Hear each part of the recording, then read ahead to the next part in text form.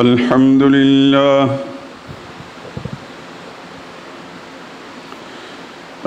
لله وحده والصلاة والسلام على من لا نبي بعده ولا رسول بعده ولا معصوم بعده أما بعد فإن خير الحديث كتاب الله وخير الهدي هدي محمد صلى الله عليه وسلم وشر الأمور محدثاتها وكل محدثة بدعة وكل بدعة ضلالة وكل ضلالة في النار.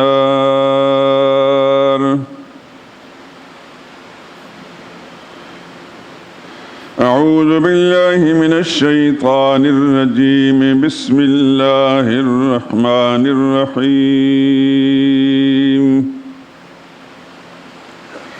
قل إن كنتم تحبون الله فاتبعوني يحببكم الله ويغفر لكم ذنوبكم والله غفور رحيم.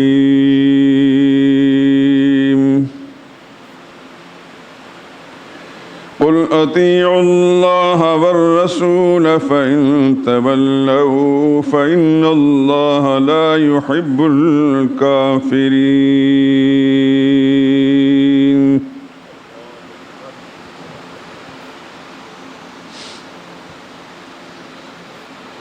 اے پیغمبر لوگوں سے کہہ دیجئے، لوگو اگر تم اللہ سے پیار رکھتے ہو تو میری پیروی اختیار کرو، اللہ بھی تم سے پیار کرے گا اور تمہارے گناہ معاف کر دے گا، اور اللہ بخشنے والا مہربان ہے۔ کہہ دو کہ اللہ اور اس کے رسول کا حکم مانو، اگر نہ مانے تو اللہ بھی کافروں کو دوست نہیں رکھتا۔ سبحان ربک رب العزة عما یصفون وسلام علی المرسلین والحمد للہ رب العالمین۔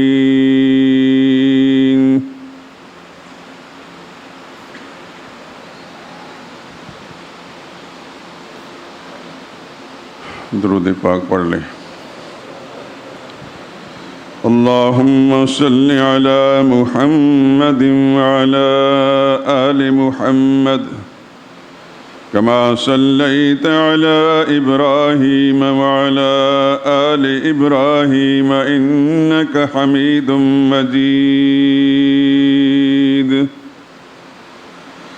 اللهم بارك على محمد وعلى آل محمد كما باركت على إبراهيم وعلى آل إبراهيم إنك حميد مجيد.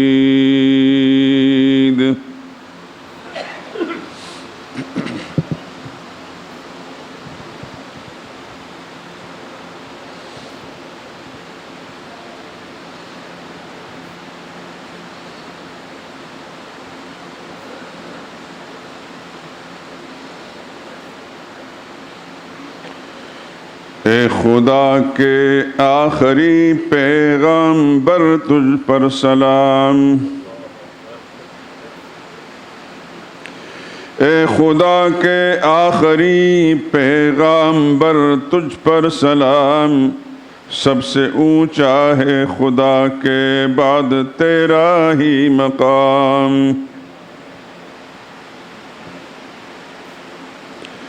تو نے دنیا کو پڑھایا ہے سبق توحید کا، تو نے دنیا کو پڑھایا ہے سبق توحید کا، تو نے بھر بھر کے پلائے ہیں مے وحدت کے جام۔ تیری فیاضی نے ذروں کو بنایا آفتاب، بن گئے اونٹوں کے چرواہے زمانے کے امام۔ تیرے آنے سے چمن میں آ گئی تازہ بہار، تو نے دنیا سے مٹایا کفر باطل کا نظام۔ اسود و احمر کے تو نے ختم کر ڈالی تمیز، ایک ہی صف میں بٹھائے تو نے آقا و غلام۔ تیری امت کیوں نہ پائے خیر امت کا خطاب، تیری امت کیوں نہ پائے خیر امت کا خطاب، تو ہے جب خیر البشر خیر الرسل خیر الانام۔ تو جہاں میں ہے خدا کا آخری پیغامبر، تو جہاں میں ہے خدا کا آخری پیغامبر، ختم ہے تجھ پر نبوت تجھ پر ہر نعمت تمام۔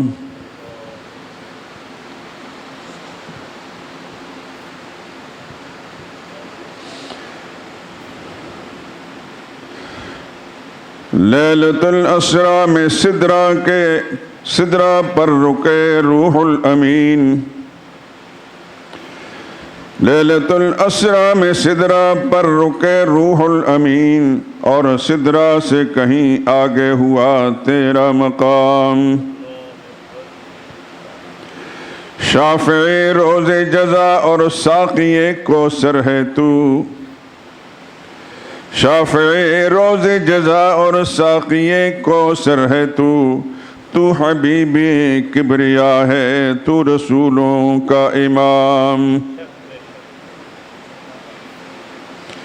منحصر تیری اطاعت پر ہے انسان کی نجات، تیرا ہر ایک حکم ہوتا ہے خدا ہی کا پیام۔ تو نے دنیا کو دکھایا ہے صراط مستقیم، تو نے دنیا سے مٹائے ہیں ضلالت کے ظلام۔ جب ہوا تیری نبوت کا زمانے میں ظہور، مٹ گیا کفر و نفاق و شرک بدعت کا نظام۔ دونوں عالم کی سعادت ہاتھ آئے گی ظہور، جب بنے گا تو محمد کے غلاموں کا غلام۔ اے خدا کے آخری پیغامبر تجھ پر سلام، سب سے اونچا ہے خدا کے بعد تیرا ہی مقام۔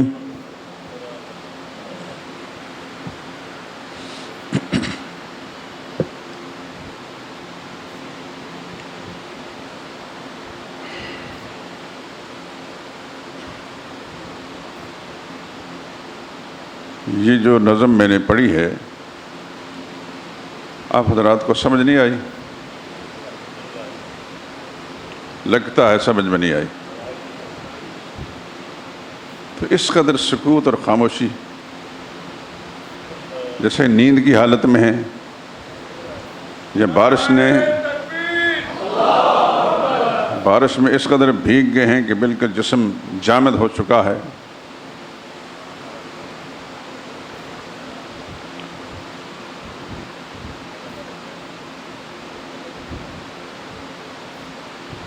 یہ جو سوال میں کر رہا ہوں یہ اس لیے کر رہا ہوں کہ مسلمان کو جب کوئی بات سمجھ میں آتی ہے جو اس کے عقیدے اور ایمان سے تعلق رکھتی ہے تو وہ بشاشت اور خوشی محسوس کرتا ہے، اور غیر ارادی طور پر اس کی زبان سے کوئی نہ کوئی جملہ نکلتا ہے۔ لیکن مجھے ایسا لگتا ہے کہ ہماری مسجد میں ایک جمود طاری ہے، اس کا فرش اتنا ٹھنڈا ہے کہ سب کے سب ٹھنڈے ہو گئے، دماغ بھی ٹھنڈے ہو گئے۔ اہل بدعت کو میں نے دیکھا، ان کے امام اور ان کے جو خطیب جو بھی ہوتے ہیں، حالانکہ غالب حصہ بدعات کے فروغ کے لیے ہوتا ہے، لیکن کس قدر لوگ رغبت کے ساتھ بشاشت کے ساتھ اس کی تائید کرتے ہیں، اور میں خدا کا قرآن سنا رہا ہوں، نبی کا سچا فرمان سنا رہا ہوں، اور نبی کی عظمت اور بڑائی کی ایک نظم ہے، لیکن ہمارے ساتھی جو ہیں بالکل جامد ہیں، ساکت ہیں۔ مجھے بڑا افسوس ہے اس بات پر۔ ہو سکتا ہے کہ آپ حضرات اس کو اپنی توہین سمجھیں، میں کسی کی توہین نہیں کر رہا، لیکن میں آپ حضرات کو ترغیب دینے کے لیے یہ بات کہہ رہا ہوں۔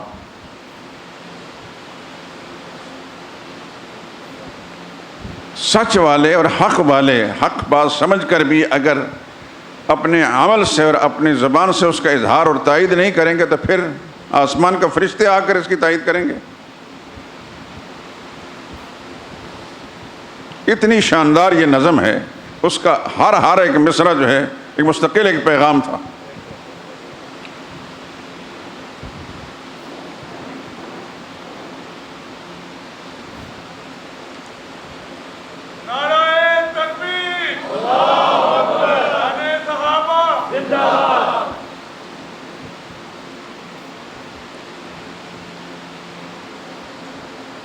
ایک تو گزارش میری یہ ہے، جب کوئی بات کروں یا کوئی نظم سناؤں تو پورا دھیان اور توجہ اس پر ہو۔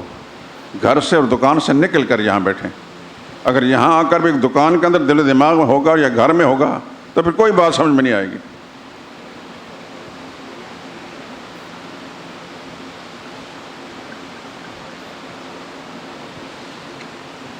قرآن حکیم کی یہ آیات سورہ آل عمران کی 31 اور 32ویں آیت ترجمے سمیت میں نے آپ کی خدمت پیش کی ہے، جس میں خالق کائنات نے اپنے نبی کی زبان سے اعلان کروایا، قل، میرے پیغمبر آپ اعلان کر دیں۔ یہ جو آپ کی محبت کے مدعی اور دعوے دار ہیں، ہو سکتا ہے کہ اس بات کو مان لیں، صدقے یا رسول اللہ کے نعرے اور ڈونگرے تو بڑے برساتے ہیں، لیکن بات مانتے بھی ہیں کہ نہیں؟ آپ اعلان کر دیں، ان کنتم تحبون اللہ، لوگوں اور تم اللہ سے پیار کرتے ہو تو تمہارے اس دعوے کی سچائی اس میں ہے، فاتبعونی، پھر میری پیروی اختیار کرو، میرے پیچھے چلو، میرے نقش قدم پر چلو، یحببکم اللہ، پھر اللہ تم سے پیار کرے گا۔ صرف پیار ہی نہیں کرے گا، یغفر لکم ذنوبکم، تمہارے گناہ بھی معاف کر دے گا۔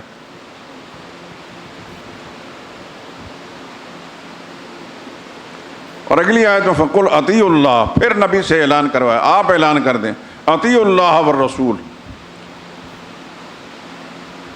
پہلی آیت کے اندر فاتبعونی، میری اتباع کرو، دوسری آیت میں اللہ اور اس کے رسول کی اطاعت کرو۔ یہ دو لفظ ہیں، اتباع اور اطاعت۔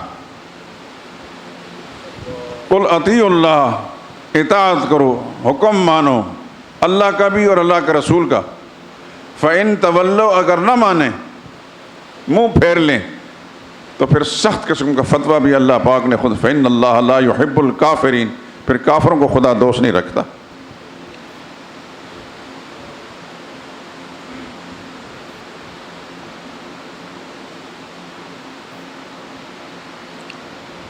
پہلے اس بات پہ غور فرمائیں کہ اتباع کیا ہے اور اطاعت کیا ہے۔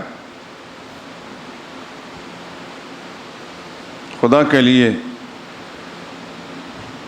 اتنا عرصہ ہو چکا ہے، یقیناً آپ حضرات بھی کچھ ایسے ہوں گے جو برسوں سے اس مسجد میں تشریف لاتے ہیں، کچھ نئے ہوں گے۔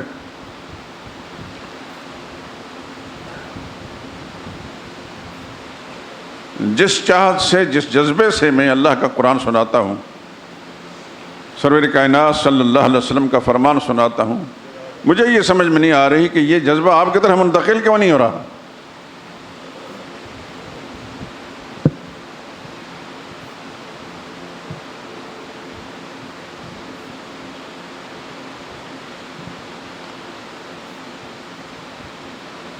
میری گزارش ہے، جب جہاں تشریف لایا کریں تو اتنی دیر کے لیے اپنے ذہن، دل، دماغ کو خالی کر کے خدا اس کے رسول کو سننے کے لیے بالکل ہمتاً متوجہ کر دیں۔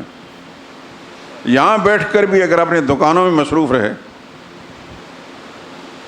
اس کا حساب کتاب کرنے لگے اور گھر کے معاملات میں الجھے رہے، آنے کا کوئی فائدہ بھی نہیں۔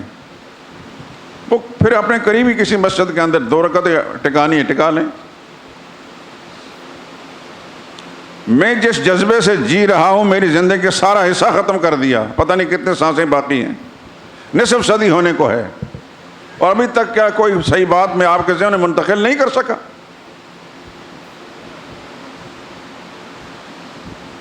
چاہیے تو یہ تھا کہ یہاں کا ہر نمازی ایک مستقل داعی اور مبلغ ہوتا خدا کے قرآن کا، نبی کے فرمان کا، جہاں جاتا جہاں بیٹھتا اس پیغام کو وہ منتقل کرتا، جیسا صحابہ اکرام کا طریقہ کار رہا۔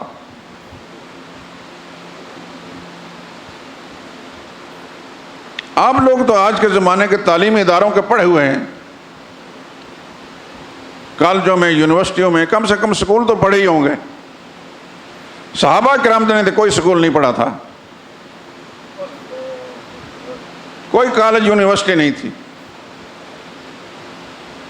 صرف نبی کی محفلیں پہنچے تھے صلی اللہ علیہ وسلم۔ جب ایمان لائے تو پھر دل و دماغ پیغمبر کے ساتھ وابستہ کر لیا۔ نبی کی زبان جب متحرک ہوتی تھی، جو کلمات مبارکہ ان کی زبان سے نکلتے تھے ان کے کانوں کے راستے سے ان کے رگ رگ کے اندر پیوست ہو جاتے تھے۔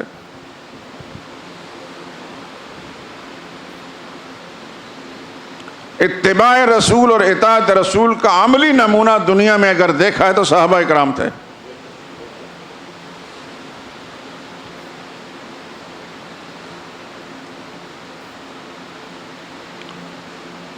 بے شمار معاملات جس کے اندر ہم ہندوانہ رسومات، باطل نظریات اور خیالات اس پر کاربند ہیں، جمع ہوئے ہیں، ہم بھی اور ہمارے گھروں کے خواتین بھی۔ بظاہر ہم اللہ اور اس کے رسول کا نام لیتے ہیں اور کلمہ بھی پڑھتے ہیں، جب کسی برتن کو ہلایا جائے نا تو اس میں سے اندر جو چیزیں نکلتی ہے، یہی حال ہمارا ہے۔ ہمارا جو ظرف ہلتا ہے تو پھر اندر سے وہ باتیں نکلتی ہیں، جو ہندوانہ باتیں ہوتی ہیں، ہندوانہ نظریات ہوتے ہیں، وہی خیالات ہوتے ہیں۔ برسوں تک ہم اور ہمارے باپ دادا مسلمان کہلانے والے، ہمارے اندر سے کافرانہ رسمیں نہیں نکلی۔ ہماری شادیوں کا حال دیکھیں، کوئی فرق ہے ہندو کی شادی میں اور مسلمان کی شادی میں؟ کیا فرق ہے اس ہندو میں اور اس مسلمان کلمہ پڑھنے والے میں؟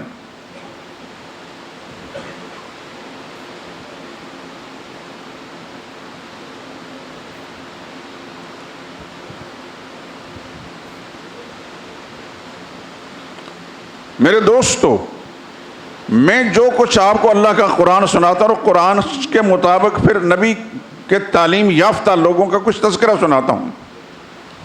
کم از کم ان کی زندگی آئیڈیل بنا کر ہمہ وقت پیش نظر رہنا چاہیے۔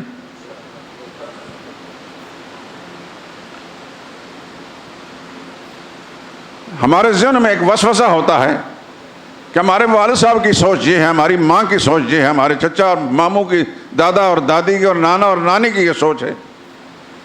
خدا اور رسول کے حکم مطابق ان کی کوئی حیثیت نہیں۔ لا تتخذوا آباءکم وابناءکم اولیاء ان استحبوا الکفر علی الایمان۔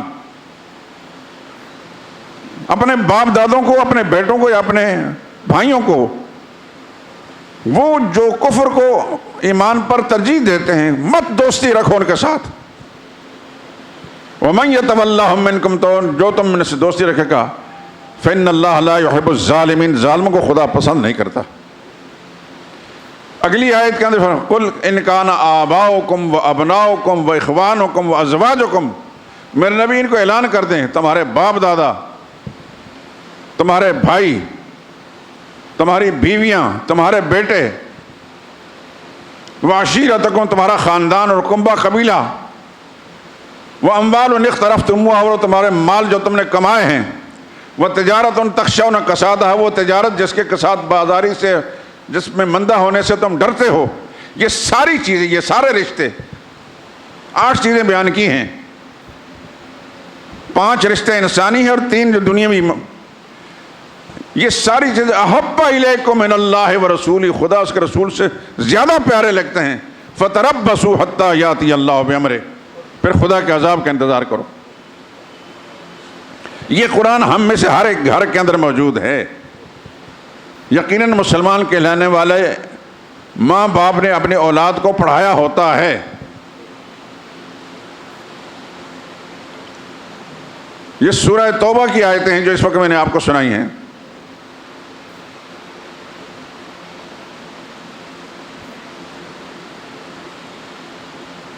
آج اسلامی مہینے میں سے دوسرا مہینہ صفر المظفر، اس کی 2 تاریخ ہے. میں اپنے بچپن سے یہ دیکھتا سنتا آیا، اور آپ حضرات تو زیادہ ہی اس کو جانتے ہوں گے، کہ اس ماہ مبارک کے بارے میں مسلمانوں کا یہ نظریہ ہے. آپ حضرات اگر میری بات سن رہے ہیں اور کانوں سے آگے پہنچ رہی ہے تو میری بات کی تائید کریں یا تردید کریں. مسلمانوں کا نظریہ بنا کہ اس مہینے کے اندر آفات نازل ہوتی ہیں. یہ سنا ہے آپ نے کہ نہیں سنا؟ آفتیں نازل ہوتی ہیں، اور اس کی ابتدا سے لے کر 13 تاریخ تک عجیب عجیب فاسد خیالات. میں تو چونکہ ہندوستان میں رہا نہیں، ایک دفعہ میں نے دہلی تک کا سفر کیا ہے، چند روز رہے ہیں، اس وقت ہندوانہ رسومات کا پتہ نہیں، عملی طور پر نہیں دیکھا، جو سنی سنائی باتیں وہی ہیں.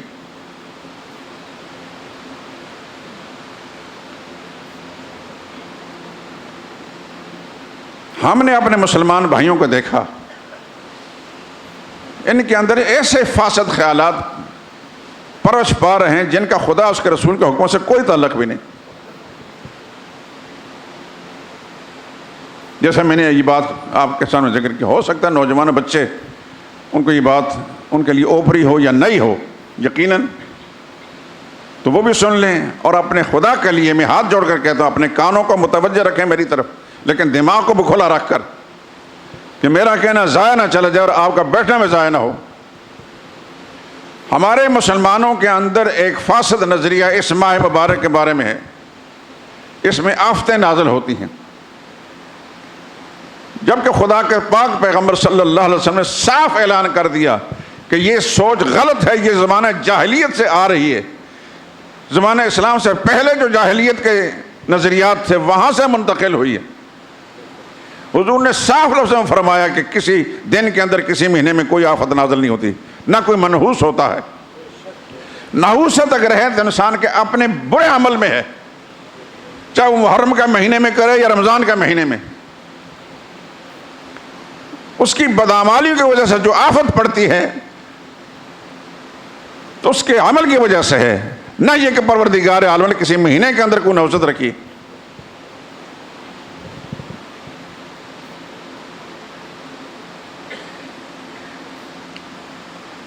چنانچہ اسی فاسد نظریے کی بنا پر بہت سارے مسلمان کہلانے والے شادیاں نہیں کرتے. ہے نا؟ یہ بات ٹھیک ہے کہ نہیں؟ آپ حضرات درست سمجھتے ہیں کہ یہ ایسا ٹھیک ہے؟ تو کیا آپ نے اپنے گھروں کے اندر مطلب اس نظریے کی تردید کی ہے کبھی؟ یہ بات جو میں کہہ رہا ہوں یہ کہ مستقل ایک سبق ہے.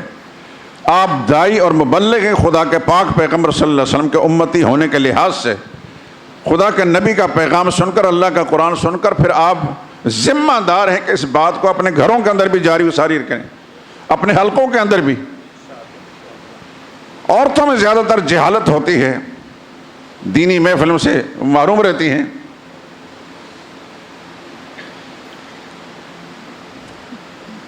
ان کا مبلغ علم کالج اور یونیورسٹی سے آگاہ نہیں ہوتا،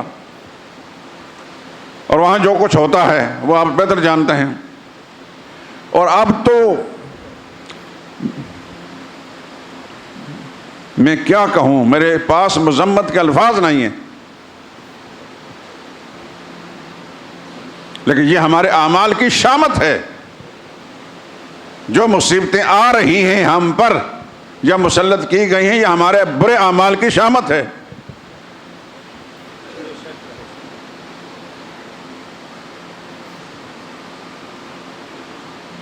ذرا کسی مسلمان کو جو پڑھا لکھا ہے ہلاؤ، خدا کی قسم کھا کر کہتا ہوں، قرآن میرے ہاتھ کے اندر ہے، یوں بولتا ہے جیسا کہ یہ پیدا ہی کافروں کے گھر میں ہوا ہے وہ پڑھا لکھا. اس وقت آدمی اتنا مجبور ہوتا ہے کہ اس کو کیا کہے. نہ اس کو مار سکتا ہے، نہ اس پر کفر کا فتویٰ لگا سکتا ہے۔ لگائیں تو کیا فائدہ ہوگا؟ کیونکہ اس کو کفر اسلام کا کوئی نہ فرق محسوس ہوتا ہے، نہ اس کو کفر سے کوئی نفرت ہے۔ اس نے اپنا کلچر بھی کافرانہ اپنایا ہوا ہے، گھر کے اندر تہذیب سارا نظام جو کافرانہ ہے، اور خیر سے وہ بڑا مطمئن ہے کہ میں مسلمان ہوں، مسلم معاشرے کا فرد ہوں۔ جب گھر کا بڑا، گھر کا مالک، اس کی سوچ اتنی گندی ہوگی، گھر کے اندر پروان چڑھنے والی جتنے فاسد نظریات ہیں وہ اس اصلاح کیسے کرے گا؟ اس کو ورثے میں باپ دادا سے بھی یہ بات ملی ہے، اس کے باپ دادا بھی اس طرح فاسد نظریات کے مالک تھے۔ یہ بات یکا یک آج یا کل، یہ ایک ہفتے کا اندر نہیں ہوئی میرے دوستو، برسوں سے ہے، ہم کتابوں میں پڑھتے چلے آئے ہیں۔ لیکن تکلیف اس بات پر ہوتی ہے کہ ہمارا مسلمان بھائی ایک بڑے بھرپور طریقے سے اپنے آپ کو مسلمان کہتا ہے، مسلمانی کا اظہار کرتا ہے، لیکن کبھی اس کو اس پر ندامت نہیں ہوئی کہ میرے گھر کے اندر یہ فاسد نظریات کیوں پل رہے ہیں، میں اپنی نسلوں کو کیا دے کر جا رہا ہوں۔ خدا نے مجھ سے بھی پوچھنا ہے کہ تو پیچھے کیا چھوڑ کر گیا، اور ان سے بھی پوچھنا ہے کہ تمہارے بڑوں نے تمہیں کیا سبق سکھایا۔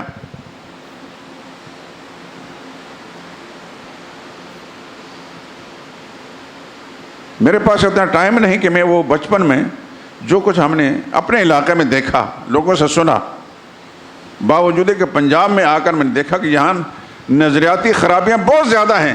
اس علاقے کے دیہاتی لوگ، ان پڑھ لوگ جنہوں نے کالج یونیورسٹی دیکھی، لیکن ہندوانہ رسومات پاکستان بننے سے پہلے اس طریقے سے پھیلے ہیں کہ نہ تو کوئی شہر بچا ہے، نہ کوئی دیہات بچا ہے۔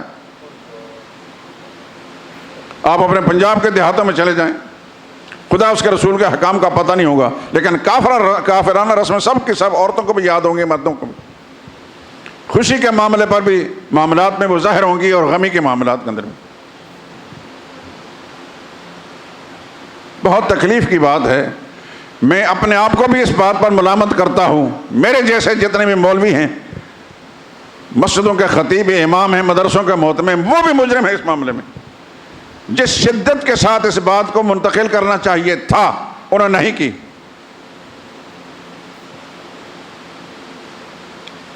نتیجتاً آہستہ آہستہ یہ برائیاں بڑھتی گئیں۔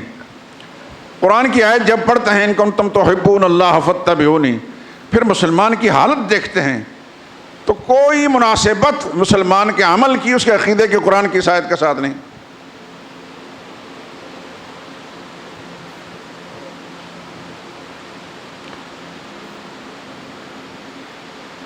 ایک بات تو آپ حضرات کی خدمت میں یہ عرض کرنی ہے کہ اس ماہ مبارک جس کی آج 2 تاریخ ہے، اس کے بارے میں جو باطل نظریات، مثلا سب سے بڑی مشہور بات ہے کہ اس مہینے کے اندر آفتیں نازل ہوتی ہیں۔ اللہ ظالم نہیں ہے، وما ربک بظلام للعبید، تیرا رب اپنے بندوں پر ذرہ برابر بھی ظلم نہیں کرتا۔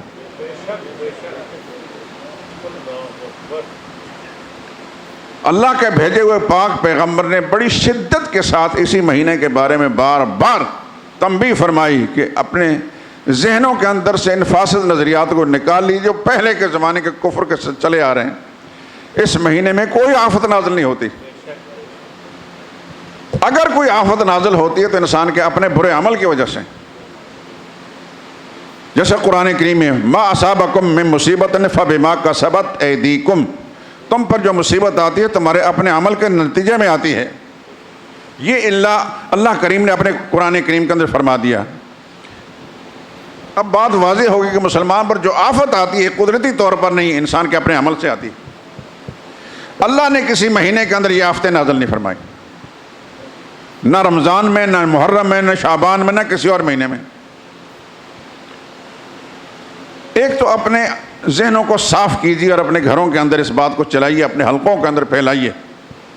پوچھ لیتا ہے انسان کہ تمہارا کیا خیال ہے اس مہینے کے بارے میں؟ لوگوں کے جو نظریات ہوں گے وہ بولیں گے۔ آپ شدت کے ساتھ انکار کریں، کیا تم نبی پر ایمان رکھتے ہو؟ ہاں جی صدقے یا رسول اللہ۔ اس وقت اچھل اچھل کے کہیں گے حضور صلی اللہ علیہ وسلم کے بڑے عاشق ہیں ہم، تو انہیں حضور کا یہ فرمان معلوم نہیں کہ رسول اللہ نے فرمایا کہ اس مہینے میں کوئی آفت نہیں ہوتی، کوئی نحوست نہیں ہوتی؟ حضور کو یہ تردید کرنے کی ضرورت اس لیے پڑی کہ زمانہ جاہلیت، حضور سے پہلے کفر کا جو زمانہ چلا آ رہا تھا، اس کے اندر جو نظریات تھے اس ماہ مبارک کے بارے میں، اس کی حضور نے تردید فرمائی۔ اب ہم امتی ہیں، ہمارا فرض یہ بنتا ہے کہ اس تردید کریں، لیکن حیران اس بات پر ہیں کہ رسول اللہ کی تردید فرمانے کے باوجود صدیاں گزر چکی ہیں، ابھی تک مسلمانوں کے اندر یہ فاسد نظریات چل رہے ہیں۔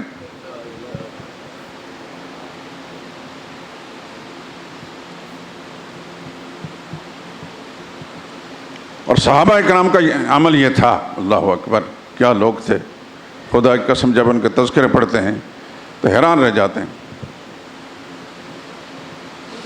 انہوں نے سب کچھ خدا اس کے رسول کی مرضی پر قربان کر دیا۔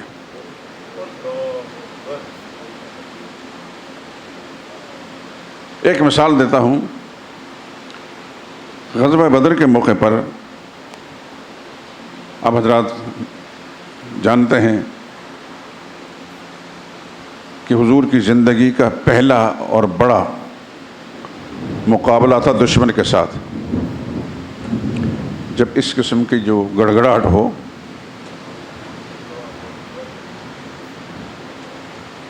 تو اصل میں یہ ملائکہ کرام جو اپنی ڈیوٹی پر مامور ہوتے ہیں، وہ آوازیں دے رہے ہوتے دوسروں کو، تو یہ گڑگڑاہٹ ہوتی ہے۔ اس وجہ سے تعلیم اس میں ہے، سبحان من یسبح الرعد بحمدہ والملائکۃ من خیفتہ، یہ پڑھ لیا کریں، سبحان من یسبح الرعد بحمدہ والملائکۃ من خیفتہ۔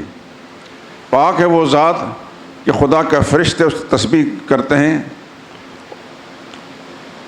اور رعد فرشتہ بھی تسبیح کرتا ہے، اور ملائکۃ، اور خدا کا فرشتے بھی اللہ کے ڈر سے تسبیح تحمید کر رہے ہوتے ہیں۔ یہ ان کی آوازیں ہیں۔ یہ قرآن ہمیں بتا رہا ہے، میں اور آپ نہیں سمجھتے، ہمیں نہ کسی کالج یونیورسٹی نے پڑھایا۔ اس لیے مسلمان جب یہ پڑھتا رہے گا تو خدا بند قدوس اپنے رحمت کے ساتھ اس کو بھی، اس کے املاک کو محفوظ فرمائیں گے۔ سبحان من یسبح الرعد بحمدہ والملائکۃ من خیفتہ۔ اور جب بارش ہونے لگے تو حضور کی تعلیم اس سلسلے میں یہ ہے کہ اللہ سے اللہم صیبا نافعا، یا اللہ نفع والی بارش عطا فرما، نقصان والی نہ ہو۔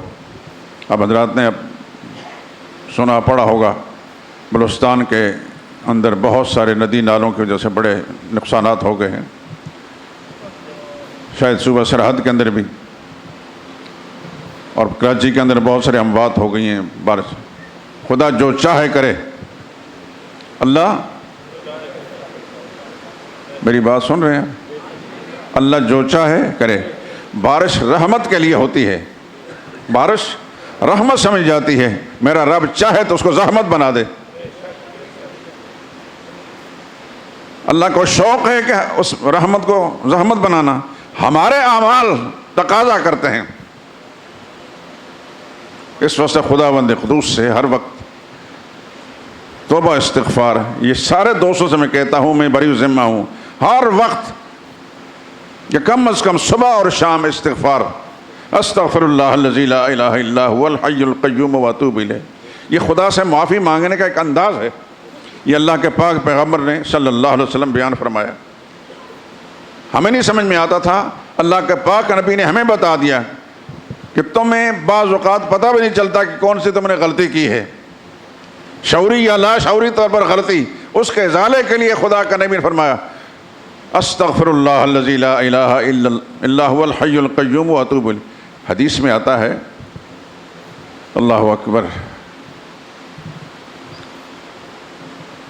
میں اللہ کا پیغمبر ہوں صلی اللہ علیہ وسلم، وانی لا استغفر اللہ فی اليوم 100 مرہ، میں روزانہ کم سے کم 100 بار اللہ کے سامنے استغفار کرتا ہوں۔ ہمیں نہیں چاہیے؟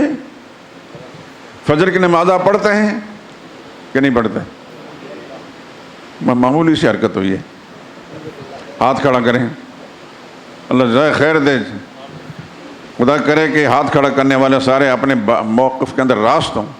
فجر کی نماز پڑھنے کے بعد ہاتھ میں تسبیح لے لیں، اس وقت بچے بھی ڈسٹرب نہیں کر رہے ہوتے، بیوی بھی اور گھر کے افراد بھی، ہاتھ میں تسبیح اللہ کی ذات پر متوجہ ہو کر استغفر اللہ الذی لا الہ الا هو الحی القیوم واتوب الیہ، کم سے کم 100 یعنی ایک تسبیح. سمجھ میں آئی کہ نہیں آئی؟ استغفر اللہ الذی لا الہ الا هو الحی القیوم واتوب الیہ. فرض کرو کسی کو یہ سارا کلام یاد نہیں، یاد ہونا چاہیے، ٹھیک ہے رہو. میں اور آپ نہیں یاد کریں گے تو ہندو کریں گے، عیسائی کریں گے، سکھ کریں گے. کس کی ذمہ داری ہے؟ ہم نے جو کلمہ پڑھا ہے، کلمہ تقاضا کرتا ہے کہ نبی کی ہر ادا کو اپنائیں. نبی نے فرمایا کہ خدا کی پکڑ سے بچنے کے لیے استغفار کریں. صرف پکڑ سے نہیں بچیں گے بلکہ آپ کے بہت سارے رکے ہوئے کام بھی اللہ حل کر دیں گے.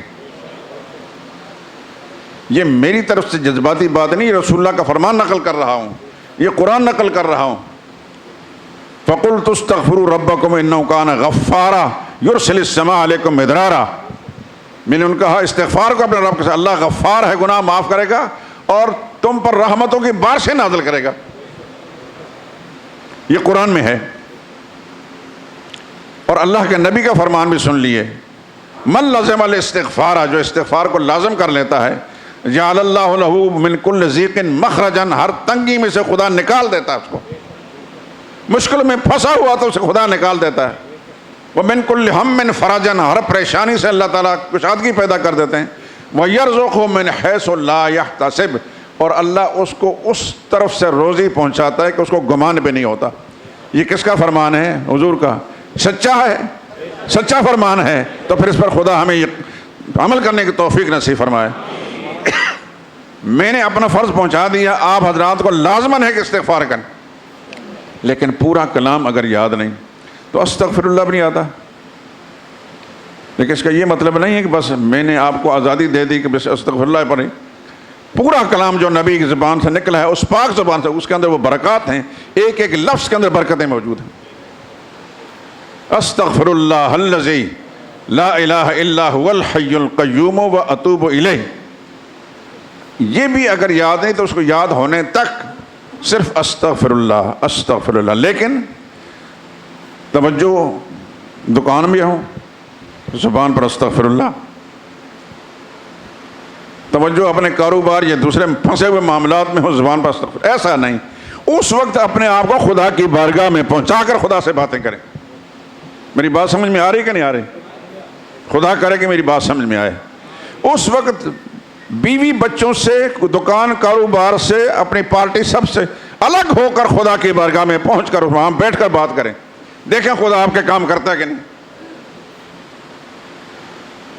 دعا کریں نا کہ خدا مجھے بھی اور آپ کو بھی ایسا ہی بنا دے.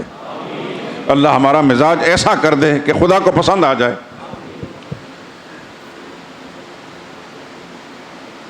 ایک تسبیح استغفار کی، ایک تسبیح درود پاک کی. اللہم صلی علی محمد وعلی آل محمد وبارک وسلم.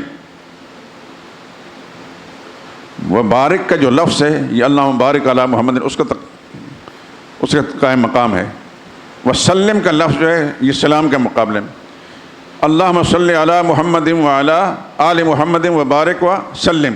ایک تسبیح اس کی، اور ایک تسبیح تیسرے کلمے کی. یاد ہے نا؟ اللہ کرے کہ یاد ہو اور صحیح یاد ہو. سبحان اللہ والحمد للہ ولا الہ الا اللہ واللہ اکبر ولا حول ولا قوت الا باللہ. اس پہ 5 چیزیں ہیں. سچی بات قسم خدا کی کہتا ہوں کہ تمام مقدس کلاموں کو اگر اکٹھا کر لیں، تجزیہ کر لیں، تو یہ تیسرے کلمے جو اللہ تعالیٰ کا کلام ہے نا، اس کے برابر کوئی چیز بھی نہیں. سبحان اللہ 1، الحمدللہ 2، لا الہ الا اللہ 3، اللہ اکبر 4، اور لا حول ولا قوت الا باللہ العلی العظیم. اس آخری جملے کے بارے میں صرف حدیث کا ٹکڑا سنا دیتا ہوں. حضور نے فرمایا صلی اللہ علیہ وسلم،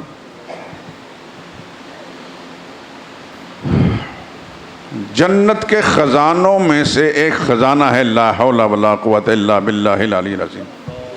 ایک مسلمان جب روزانہ 100 مرتبہ ایک تسبیح جو پڑھے گا سبحان اللہ والحمد للہ ولا الہ الا اللہ واللہ اکبر ولا حول ولا قوۃ الا باللہ العلی العظیم. تو خدا کی رحمت نہیں آئیں گی؟ پھر کس نے دینی ہمیں؟ اللہ نے یہ مہربانیاں کس کے لیے رکھی ہیں؟ میرے اور آپ کے لیے رکھی ہیں، بشرطے کہ ہم خدا کے ہو جائیں.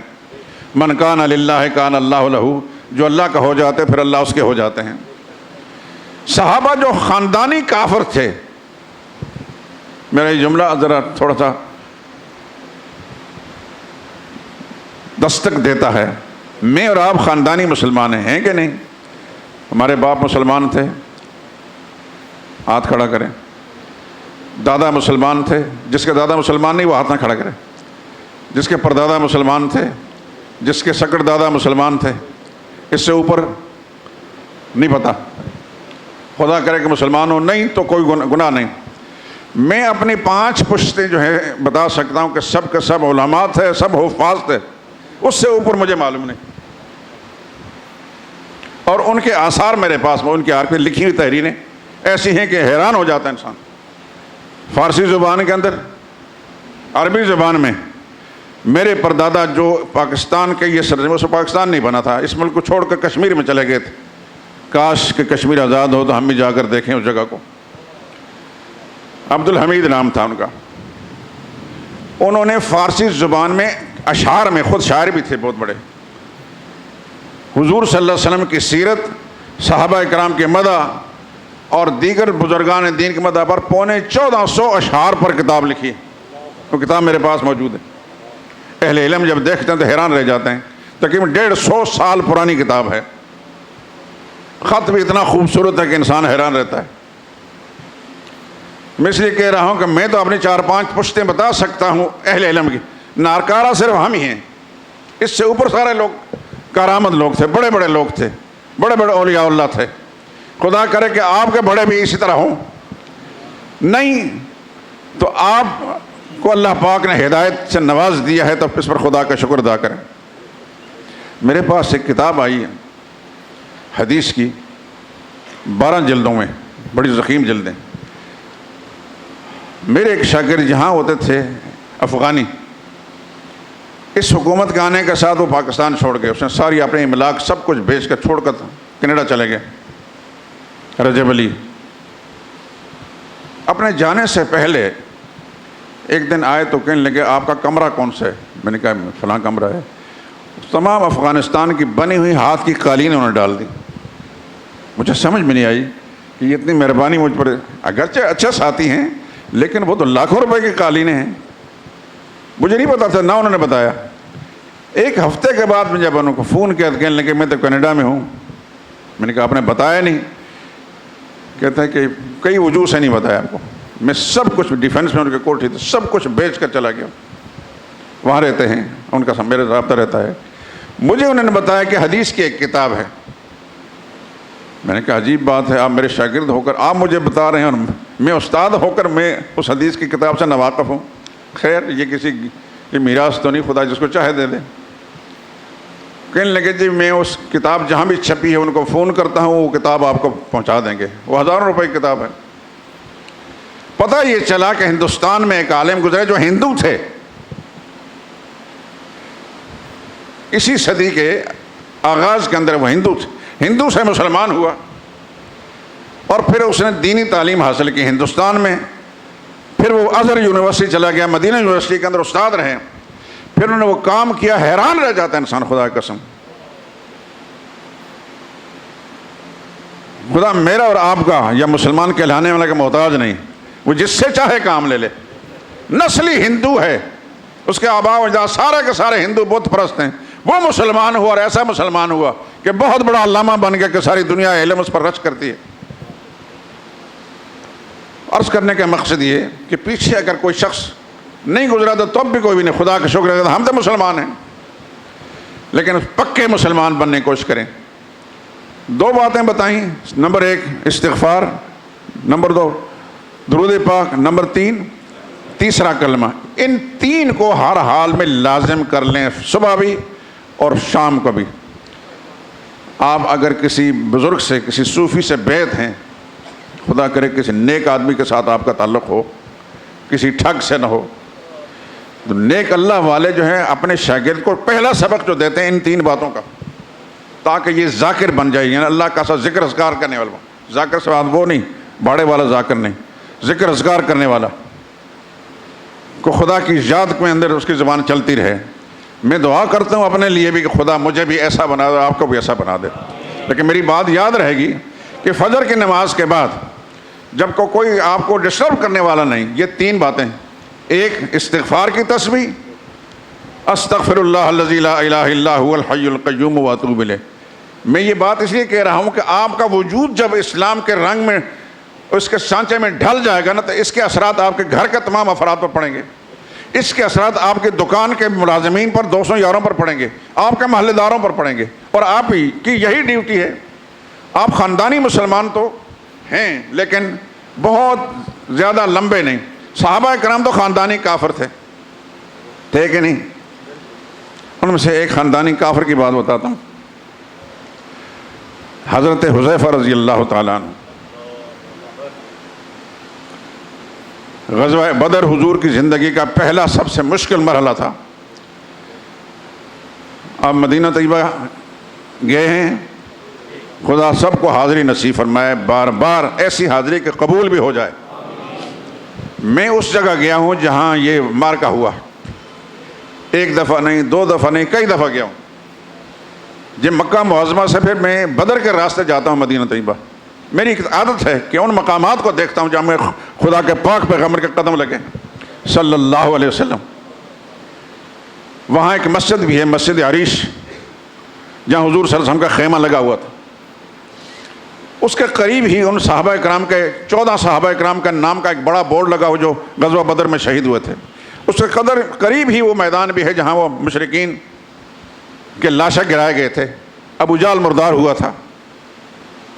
اس جگہ میں جس وقت مسلمان پہنچے تو آمنے سامنے دونوں لشکر، مسلمانوں کی تعداد کتنی تھی؟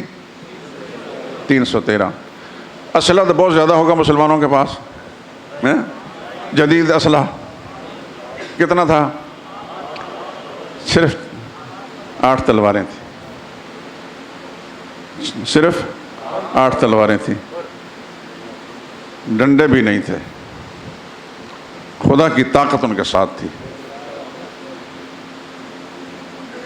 اس لیے میں یہ بات کہتا ہوں دوستو،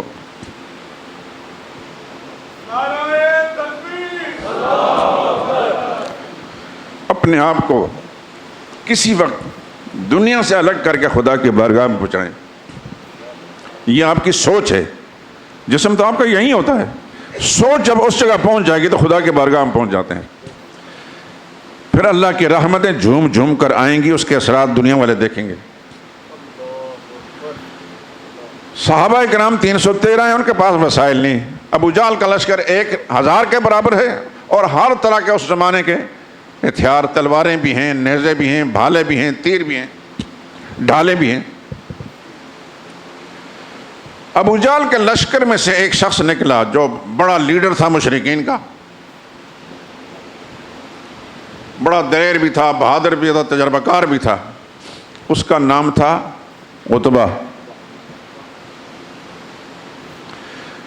اور اس نے کہا حل من مبارزن، ہے کوئی میرے مقابلے میں آنے والا؟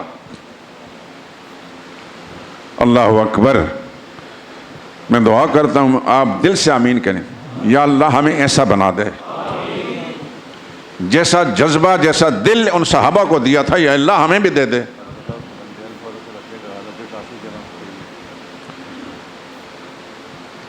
آگے آگے ہو جائیں، اگر باہر کسی بارش کی وجہ سے ہو سکتا ہے پر لوگ پریشان ہوں، تھوڑا تھوڑا جگہ بنا لیں. اللہ آپ کو جزائے خیر دے.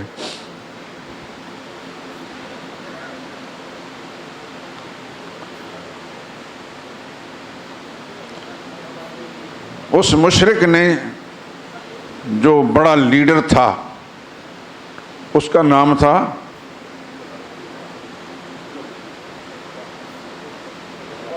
عتبہ. اس نے رسول اللہ صلی اللہ علیہ وسلم کی طرف متوجہ ہو کر حضور کے ساتھ جو ساتھی تھے ان کو مخاطب کر، حل میں مبارزن، ہے کوئی میرا مقابلہ کرنے والا؟ تو صحابہ کرام ابھی اس سوچ ہی رہے تھے اور صحابہ کرام میں بڑے بڑے بہادر اور دلیر بھی تھے، جانتے ہیں کہ نہیں جانتے؟ ان میں خدا کا شعر بھی تھا، کون؟ سیدنا حمزہ رضی اللہ تعالیٰ عنہ۔ قبل اس کے کہ وہ نکلتے، ایک نوجوان نکلتا، اس کا نام تھا حذیفہ، سب کہیں رضی اللہ تعالیٰ عنہ۔ یہ اس عتبہ کا بیٹا تھا۔ ادھر مشرکین کے لشکر میں باپ کھڑا ہے، امام الانبیاء کے لشکر کے اندر بیٹا کھڑا ہے، تو قبل اس کے کہ حضرت حمزہ یا دیگر اجلہ صحابہ نکلتے، ان کا حقیقی بیٹا حذیفہ باہر نکل کر جواب دینے سے پہلے کسی صحابی نے کہہ دیا، دیکھیے بھائی تمہارا باپ سامنے ہے۔ اس نے کہا، جس دن محمد رسول اللہ کا کلمہ پڑھ لیا ہے، سب ماں باپ سارے خاندان میں نے قربان کر دیے پیغمبر کے قدموں پر، آج کوئی باپ نہیں ہے، آج سارے رشتے ختم ہیں، صرف محمد رسول اللہ کے ساتھ رشتہ ہے۔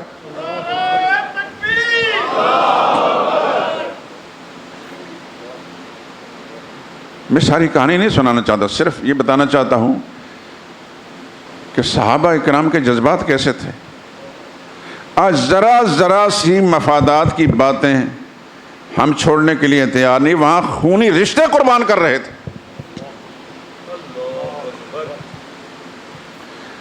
غزوہ احد کا ایک واقعہ میں سناتا ہوں، میں یہ ساری تفصیل نہیں سنائی آپ کو، صرف ایک نمونہ سنا رہا ہوں، واقعات جب سناؤں گا تو پھر تفصیل سناؤں گا۔ احد میں آپ جانتے ہیں کہ حضور صلی اللہ علیہ وسلم پر ایک بڑا مشکل وقت آیا، رسول اللہ زخمی ہو گئے، چہرہ انور زخمی ہو گیا، آپ کے دانت مبارک ٹوٹ گئے، کسی بدبخت مشرک نے پتھر مارا جو رسول اللہ صلی اللہ علیہ وسلم کے چہرہ انور پر آ کر لگا، حضور زخمی ہو گئے۔ حضرت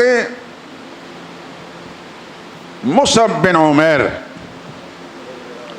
رضی اللہ تعالیٰ عنہ، ان کی شکل و شباہت حضور سے ملتی تھی، یہ شہید ہو گئے۔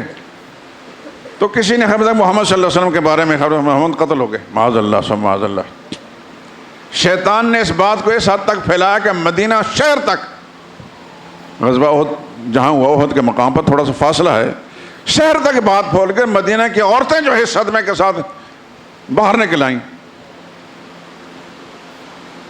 ایک عورت، اللہ اکبر، خدا ہماری ماؤں کو، ہماری گھر کی تمام خواتین کو، ہماری بچیوں کو یا اللہ اپنی رحمت کے ساتھ ایسا ہی جذبہ عطا فرما۔ وہ وہاں سے وارفتگی میں نکلتی ہے، ہر ایک سے پوچھتی ہے کہ محمد مصطفیٰ صلی اللہ علیہ وسلم کے بارے میں بتائیں، وہ کس حال میں ہے؟ کسی نے کہا تمہارا باپ قتل ہو گیا، کہنے کا اچھی بات سن لیا میں نے۔ پھر پوچھتے رسول اللہ صلی اللہ علیہ وسلم کا کیا حال ہے؟ پھر کسی نے کہا کہ آپ کا شوہر قتل ہو گیا، کہنے کا اچھا ٹھیک ہے۔ کسی نے کہا تمہارا بیٹا قتل ہو گیا، ٹھیک ہے۔ تمہارا بھائی قتل ہو، 4 رشتے اس کے بیک وقت اس کو قتل کی اطلاع ملتی ہے، کسی مطلب بار بار پوچھتے کہ محمد مصطفیٰ صلی اللہ علیہ وسلم کا کیا حال ہے، تا آ کے وہ پہنچتی ہے۔ کسی نے بتایا کہ حضور صلی اللہ علیہ وسلم خیریت سے ہیں، لیکن جب تک میں اپنی آنکھوں سے دیکھ نہ لوں کہ اس وقت تک مجھے چین نہیں۔ وہ حضور کی خدمت میں پہنچتی ہے، رسول اللہ صلی اللہ علیہ وسلم چہرے انور کو دیکھ کر عرض کر، یا رسول اللہ کس کیفیت میں؟ حضور نے فرمایا آرام سے ہوں، میں عافیت سے ہوں۔ تو فرماتے کل مصیبت بعدک جلل، اس کے بعد میرا باپ شہید ہو گیا، بیٹا شہید ہو گیا، شوہر شہید ہو گیا، بھائی شہید ہو گیا، یہ ساری مصیبتیں مجھے گوارا ہیں، آپ کی صحت مجھے درکار ہے۔ یہ کون لوگ تھے؟ باپ دادا ان کے مسلمان تھے؟ میری اس بات کو ذہن میں ہمیشہ یاد رکھا کریں میرے دوستوں، کہ انہوں نے کلمہ پڑھا تھا، وہ کلمہ ان کی رگ رگ میں، خون کے ہر قطرے کے اندر جاری و ساری ہو گیا۔ ہم نے کلمہ پڑھا ہے جو صرف زبان پر ہے، ہماری ہنسلی تک بھی نہیں پہنچا۔ خدا کرے کہ ہمارا کلمہ ایسا ہو جائے جو اللہ کو قبول ہو جائے، اور قبول وہ ہوگا کہ وہ کلمہ ہماری رگ رگ کے اندر پیوست ہو جائے، کہ کلمہ جب پڑھ لیا تو پھر سارے رشتے قربان کرنے کے لیے تیار ہو جائیں، ساری املاک قربان کرنے کے لیے تیار ہو جائیں، ساری جائیدادیں قربان کرنے کے لیے تیار ہو جائیں کلمے کے اوپر۔ سارے مفادات قربان کرنے کا جذبہ جب تک مسلمان کا دل میں نہیں ہوگا نا، کلمہ معتبر نہیں ہوگا۔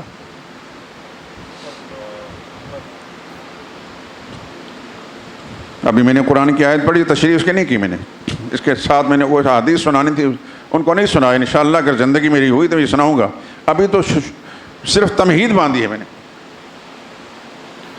کلمہ جب سچا پڑتا ہے نا تو وہ اس انسان کے پورے جسم کے اندر سرایت کر جاتا ہے، پھر وہ کچھ اور بن جاتا ہے، وہ دیکھنے والوں کو بھی عجیب نظر آتا ہے اور اس کی اپنی کیفیت بھی عجیب ہوتی ہے، پھر اس کو اور کوئی چیز نہیں جچتی سوائے محمد مصطفیٰ صلی اللہ علیہ وسلم کے۔ حضور نے فرمایا، حدیث سناتا ہوں، لا یؤمن احدکم حتی اکون احب الیہ من والدہ وولدہ والناس اجمعین۔ کوئی شخص مومن نہیں بن سکتا، نہیں کہلا سکتا جب تک اس کے سامنے میری ذات یعنی محمد مصطفیٰ صلی اللہ علیہ وسلم کی اس کے باپ سے بھی زیادہ پیاری نہ ہو، اس کے اولاد سے بھی زیادہ پیاری نہ ہو، ساری کائنات سے زیادہ پیاری نہ ہو، اس کا ایمان کامل نہیں ہے۔ ٹٹولیں اپنے آپ کو میرے دوستوں، میرے سمیت میں بھی ٹٹولتا ہوں کہ میری کیفیت کیا ہے۔ کیا میں حضور صلی اللہ علیہ وسلم کی مرضی پر، حضور کے کاموں پر میں اپنے بیٹے کو ناراض کر سکتا ہوں، بیوی کو ناراض کر سکتا ہوں، خاندان کو چھوڑ سکتا ہوں، دوست احباب کو چھوڑ سکتا ہوں؟ اگر ایسی کیفیت میری ہے تو پھر میرا ایمان ہے، اگر نہیں تو پھر مجھے بھی سوچنا پڑے گا۔ یہی بات آپ کے لیے ہے۔ وآخر دعوانا الحمدللہ رب العالمین۔